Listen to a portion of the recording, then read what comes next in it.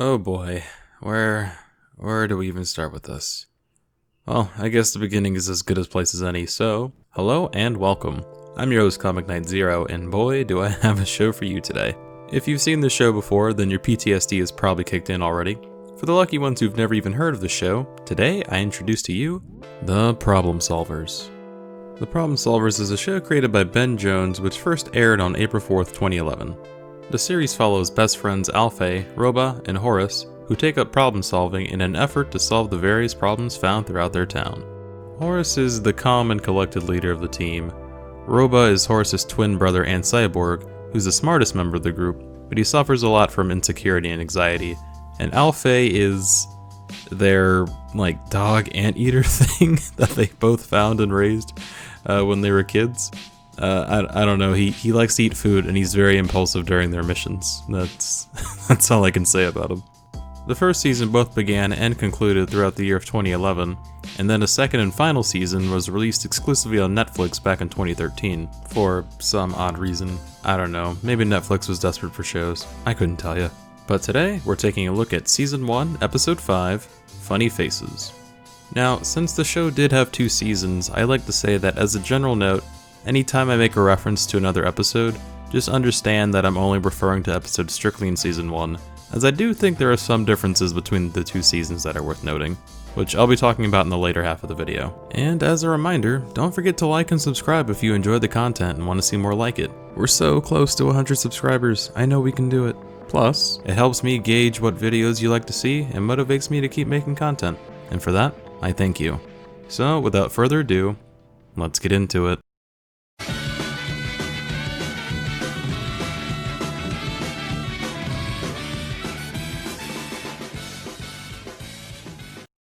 We begin with the Problem Solvers attending a comedy show for Tony Marv, the world's funniest face artist, which I won't lie, I think would be one of the most boring things you could ever see.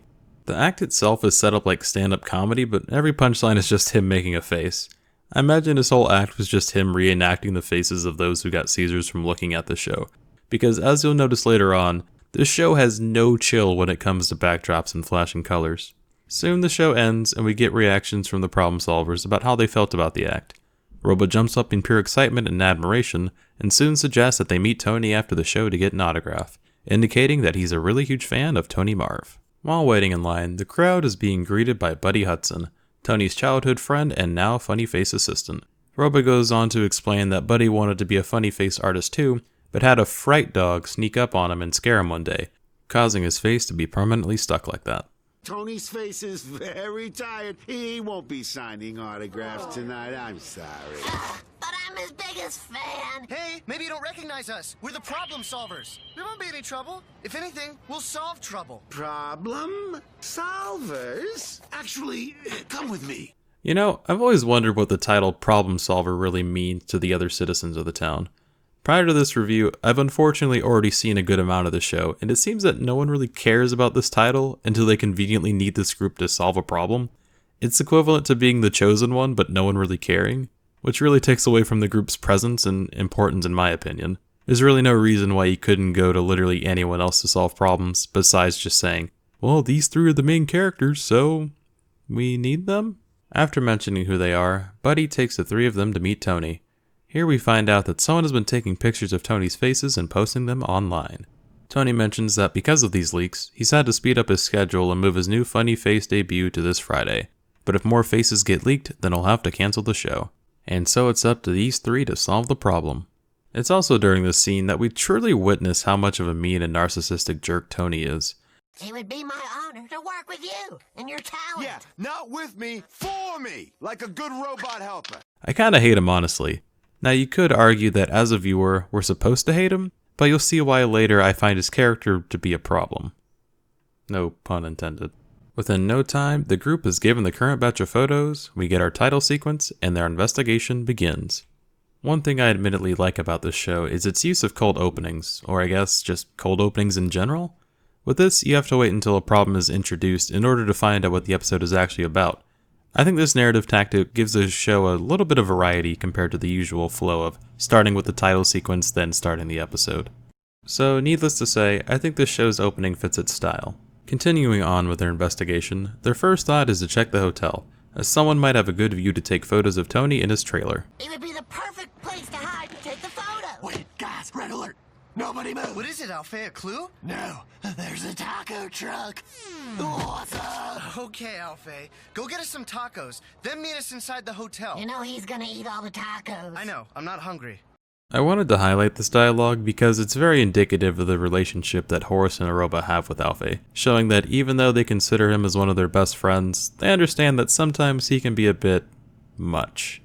With Alfie distracted, Horace and Aroba continue to the hotel. Here they see an epilepsy-inducing sign for a guy named Function, another funny face artist. He's a loser funny face wannabe. Tony Marv is way better. Yeah, but his logo. I know I've seen that somewhere. Oh my, you're right. Look, it's the hidden embedded digital signature on these photos. Looks like we've got a suspect. Okay, come on, are you kidding me? Had the symbol actually appeared in the first scene that they got these photos in, then this connection wouldn't have felt so sudden or out of nowhere. But because the show just couldn't be bothered, this quickly becomes nothing more than a contrived plot device used to lazily find a suspect.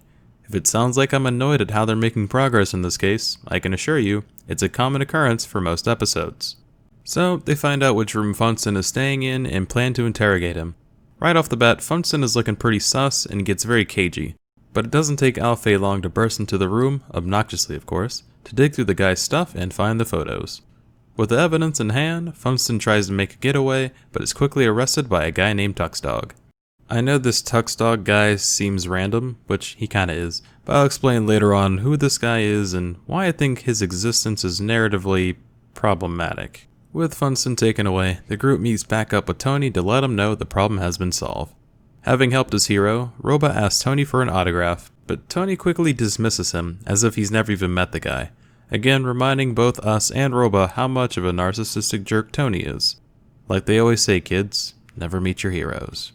Guys, I'm sorry. Again, Tony will be Tony. We really appreciate you solving the problem. Hey, here's some front row seats for Friday's show. Buddy, stop talking to that ugly robot and come here. Ugly. Well, I mean, he's not wrong. We fast forward to the next day with the group hanging out before Tony's next show. Here we can see how mopey Roba is due to his interaction with Tony yesterday, and questions why Tony doesn't like him. Although Tony left him high and dry, we see that Roba still admires the guy for his comedy, which you could probably boil down to the idea of trying to separate the art from the artist. Tony may be a huge douchebag, but the dude's a great comedian, so Roba would keep blindly admiring his work.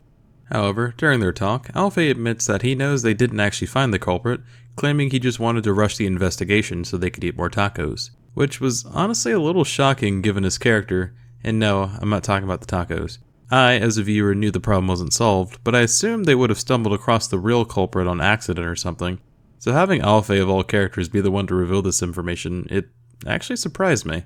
And given his impulsive nature, rushing the investigation just seems to be right up his alley. I rushed us so that I could just eat more tacos. I'll prove it. What? No, you're just gonna eat it. No, listen. Look, see how awesome this taco truck sign is? Yeah? And Tony's luxury trailer, where the photos were taken, it's behind the taco truck, in the alley, right? If I use it as a rangefinder, it proves Function couldn't have taken those leaked photos from his room, look. I always enjoy it when a show actually uses something like deductive reasoning and sound logic to discern a clue or a mystery, especially in a show that usually isn't known for doing these kinds of things. Yes, this show is supposed to be about them solving problems, but I can assure you, they generally don't use these kind of methods to solve them. Like legit, that was a pretty smart thing Alfie did, and the fact that he's the hasty, obnoxious member of the group that was the one able to figure this out makes this a pretty redeeming moment for Alfie, seeing how his attitude towards the case thus far has suggested that he's had little to no interest in what's actually happening. And so within no time, the group heads off to warn Tony that the culprit is still at large. They enter his trailer to only find Buddy, who then reveals he's the villain. Looks like you figured out my plan. Your plan? It was I who leaked and planted those photos on Funston. Why? Because Tony wanted to postpone the show tonight. I leaked the photos to rush him into it. Buddy goes on with his monologue to reveal that it was Tony who sent the fright dog after him when he was a kid, causing his face to freeze, and has wanted to get revenge on Tony ever since. He explains that he's put fright dogs in the theater tonight and will use them to freeze Tony and the audience's faces when he debuts his new funny face. This plan revealed without any inquisition just takes away from the whole effort of the group having to actually solve the problem, as per usual. I mean, based on Horace's reaction, you get the sense that this was likely done for comedic effect, but it just feels like a lazy way to bring about the plot's conflict, and essentially undermines the group's initial discovery of Funston being Frame. Anyways, Villain McVillainface goes on with explaining his plans as the Problem Solvers do absolutely nothing to stop him from getting away. Legit, all he does is back out of the trailer and lock the door. Like, what are you guys doing? Before long, the gang is helped by Tuck's dog once again. His reason for being there is, Tuck's dog? I assumed you boys would have gotten yourselves locked in here. Other than that, keep up the good work. Thanks! We gotta go save Tony! I swear, the writing does not get any lazier than this.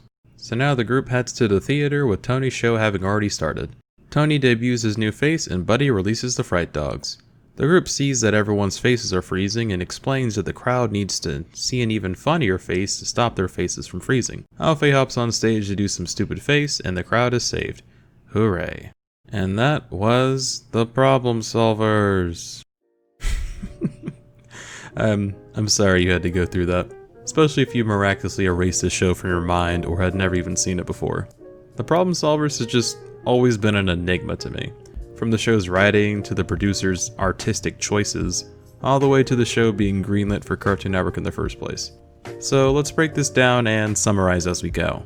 Yes, it's no surprise that most people absolutely hated the show's art style. It's like they took every saturated color they could form in MS Paint and decided that that would be their color palette. Now, to be fair, show creator Ben Jones was part of the art collective called Paper Rad, a group of artists who created things such as, but not limited to, comics, music, and video art, most of which was done in an art style they call Dogman 99, in which they use juxtaposed images, bright fluorescent color palettes combined with primary colors, all to give their works a distinct lo-fi or underground look. And you can certainly see this art style being heavily employed in the production of Problem Solvers. Like, heavily employed. So yes, it's a distracting art style, but it's kind of what they're known for.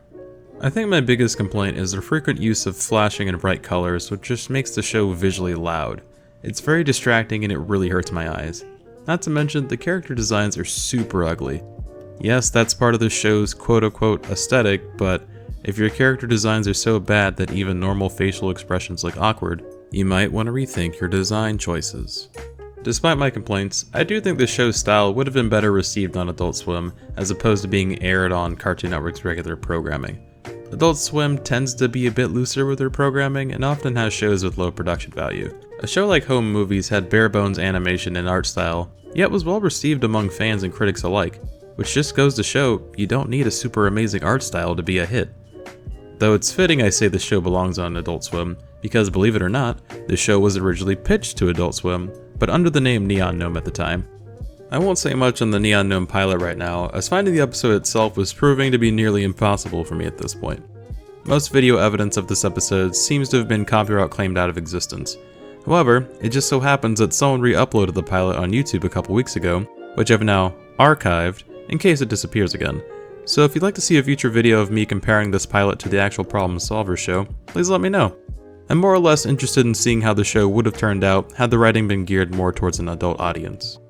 Now it's at this point that I'll note the writing between Season 1 and 2 tend to differ a bit here, because the writing in Season 1 leaves a lot to be desired. Season 2 isn't amazing or anything, but Season 1 is certainly weaker in this area. Like for instance, Season 1 has a lot of characters that are just flat out unlikable or someone that I just couldn't care less about. Like, I hate to break it to you, but if you aren't a fan of the main trio, then it's unlikely that you'll enjoy the presence of someone from the side or supporting cast. Most other characters are either rude, dumb, extremely oblivious, or barely add anything to the show. Take Tony Marr for instance. Based on how the show introduces him, we know that he's an egotistical scumbag. My problem with him is that he's a scumbag that never gets what's coming to him. He faces no consequences for his behavior or actions. Like, the Problem Solvers blame Funston for being the culprit, in which Tony just kinda brushed the whole thing aside and basically treated Roba, one of his biggest fans mind you, as if he didn't exist. Now if Tony turned out to be some evil mastermind that was looking to remove other funny-faced artists so he could be number one, then his behavior here, it makes sense. He's acting kinda sus. You could reason that he was glad his plan worked and that he got rid of Funston. But when you later learn that Buddy was actually the villain, it makes you want to reassess how everything turned out. Because basically what we have is a childhood friend of Tony, in which Tony absolutely destroyed both this dude's life and Funny Face career. Buddy's life was ruined so much that he dedicated his time to help Tony reach stardom, just so he could ultimately destroy Tony's own career and get revenge. Now Buddy's motivation here, it's a pretty solid reason to get revenge. Obviously it's an evil deed, but we understand why he did it. But when it turns out his plan failed, the only thing Buddy gets out of this is his life stays miserable, and he probably goes to jail, while Tony gets to maintain his successful career keeping his ego intact. Tony doesn't suddenly become a more welcoming or opening guy. Tony doesn't feel bad for what he did to Buddy. Tony gets to keep bringing others down as he keeps moving up. And I hate it. If Tony didn't learn or take time to reflect on his actions, then why would I want the Problem Solvers to help him? I'm not rooting for this guy! There wasn't much payoff for anyone except Tony, because even after the Problem Solvers heard what Tony did to Buddy, Robo still looks up to the guy like he's some war hero. You'd think Robo would have taken the time to reflect on who he idolizes, but if other characters are this terrible, then Tony's kinda setting the norm. But there is at least one character who serves as an outlier, and his name is Tuxdog. Tuxdog is more or less a friend of the Problem Solvers. He's very intelligent, quite wealthy, and the Problem Solvers often go to him for advice. He never really gets involved with helping them solve their problem, but he tends to give them the whole solution, which is problematic. Throughout Season 1, he's often used as a super contrived plot device that resolves the current conflict of the episode. Or at least he helps gets us there with the Problem Solvers not needing to give it much thought. And it's because of Tuxdog that many episodes just have little to no stakes. I'm ever curious as to how the Problem Solvers will find their solution, because I know Tuxdog will just show up out of nowhere to give them the answer. Now you might be thinking, maybe the problem is just so random and convoluted that there's not enough runtime for the Problem Solvers to figure this out. And you know, I'd say you might be onto something. But half of the clues or solutions are something the group could have easily figured out on their own. Take the episode Hide and Seek Ninjas for example. A little girl's mother gets kidnapped by ninjas who like to play hide and seek, so she goes to the Problem Solvers for help. While looking for the mother, Robo keeps dropping hints that at some point in his life he became involved with these ninjas, to which they eventually find ninja footprints. But guess who's the one that actually finds them? Tuxdog, who happens to be hiding in a nearby bush. In the episode Awesome Bandits, they need to infiltrate an underground elevator racing gang. The solution? Pretend to be an aspiring underground racer. But guess who gave them that idea? It was Tuxdog. Like, could the Problem Solvers really not figure that out for themselves? Was the solution for that really that complicated? They should have called this show The Solution Doers because trust me, they're not solving problems anytime soon. I think the only idea that works for this group's existence is that sometimes they have to solve the problems that they actually created themselves. It's certainly an ironic twist that I can appreciate, but given the show's narrative structure, it just gets so overshadowed by the existence of Tuxdog that you kinda just stop caring at this point. In terms of actual plot ideas, I don't really have too much to say here. Some episodes can be really random and zany, while others are a bit calmer in tone and somewhat straightforward. It sometimes follows the regular show's plot structure of going from a normal day to suddenly having to fight or deal with some random monster that served as a consequence of the group's earlier actions. While there are certainly similar plot structures that persist into Season 2, I actually found Season 2 to overall be more interesting. Now in no way does Season 2 save the show, but I do think it is an improvement. Firstly, the production team must have gotten a report of how many epileptic seizures they triggered, because this time around they actually made the color palette much easier on the eyes. This may be in part to some episodes taking place out in open fields or nature environments, but my eyes weren't dying as much as they were in Season 1, so that's a plus. Not to mention, the animation looks a little smoother here and characters are actually more expressive now. Especially if you compare it to Season 1 where characters were just mostly standing around and talking, not showing much action or body language. I also think the writing was better in this season, mostly because Tuxdog didn't magically appear to give them answers. They actually had to figure things out on their own for once. It's like they were actual problem solvers or something. Crazy, right? Not to mention, I think the writing in Season 2 uses the personalities of our main trio to its advantage and actually sets up pretty interesting scenarios and interactions between them. Episodes like Problem Solverz Academy and Puffy Puppies are good examples of this. Now, I'll reiterate, Season 2 does not save the show in the slightest, but it is an improvement compared to Season 1. But any number multiplied by 0 is, well, you can do the math. And so, those are my thoughts on the Problem Solvers. I'm sorry to start your year off with quite a show, but hopefully you're not too mad at me. Either way, I'm curious to know your thoughts about this show. Was it as difficult for you to look at as much as it was for me? Is this a show you actually liked, or are you trying to permanently burn it from your brain? Or if you'd like to see me do a comparison between this show and the Neon Gnome pilot, let me know. I'd be happy to do a review on it. Anyway, I think that'll be all for today.